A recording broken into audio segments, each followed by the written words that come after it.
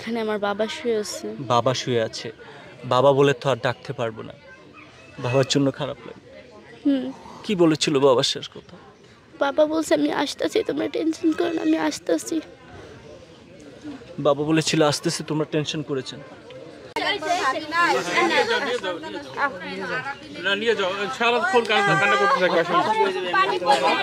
ওদিকে বোঝো না, সিস্টেম বোঝো না।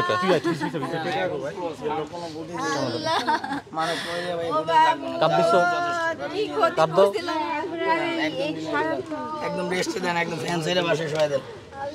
আর কোনো ইয়ে দরকার নেই। এই যে আপু বাবার বুদ্ধি বিচার চাই, যারা আমার সন্তানের তিন করে দিচ্ছে তাদের এমন শাস্তি দিবে যাতে আর কোনো পৃথিবীতে করছে আমি যারা না হয়, সন্তান হারা না হয়।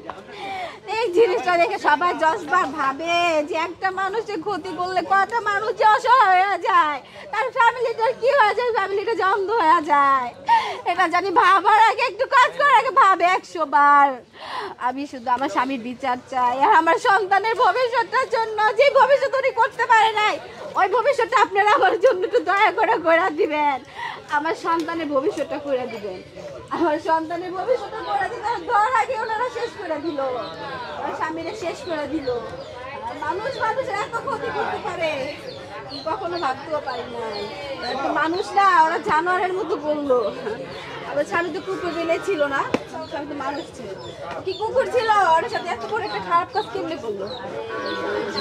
আচ্ছা, মিটফুট হাসপাতালে সামনে যে নৃশংসভাবে প্রকাশ্যে সোহাগকে ইট নিক্ষিণ করে, আসলে সামাজিক যোগাযোগ মাধ্যমে হয়তো বা আপনি দেখেছেন, আমরা সেই বাড়িতে চলে আসলাম ভরগুনা। আসলে যেই নিথুর দেহটি এখানে শুয়ে আছে, দেখতে পাচ্ছেন যে সোহাগের বড় মেয়ে এবং হচ্ছে গিয়া ছোট ছেলে এখানে বাবার দিকে স্পষ্টভাবে তাকিয়ে আছে। আহারে, 2 দিন আগেও বাবার সাথে কথা বলেছিলাম। আজকে এই যে বাবা 2 সন্তানকে কাঁদিয়ে চলে গেল, এখন আমরা মানে তাদের ভিতর জ্বলছে। আমরা এখন কাকে বাবা বলে ডাকবো, আসলে সেটা ভাষায় প্রকাশ করার মতো না। দর্শক, আমার শরীরে লোমটি দাঁড়িয়ে যাচ্ছে আমি যখন কথাগুলা আপনাদের সামনে বলতেছি। দেখেন, এখানেই আসলে সেই বাবাটি শুয়ে আছে, হয়তো 2 দিন আগেও বাবার সাথে কথা বলেছিল। কিন্তু দর্শক, একটি বিষয় খুবই দুঃখজনক, খারাপ লাগছে।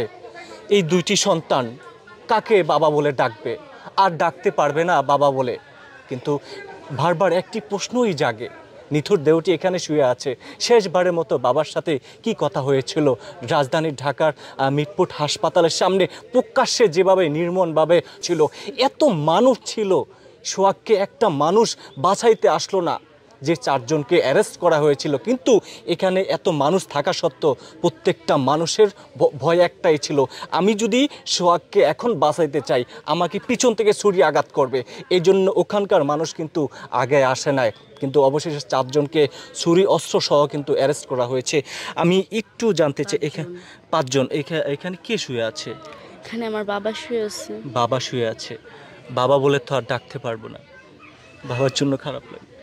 হুম। কি বলেছিল বাবার শেষ কথা? বাবা বলছে আমি আসতেছি, তোমরা টেনশন করো না, আমি আসতেছি। বাবা বলেছিল আসতেছে, তোমরা টেনশন করেছেন। বাবার কাছে তো প্রত্যেক সন্তানের একটা আবদার থাকে। আমরা যেটা জানি, সব সময় মেয়েরা বাবাকে অনেক ভালোবাসে। বাবার কাছে কি চাওয়া পাওয়া ছিল?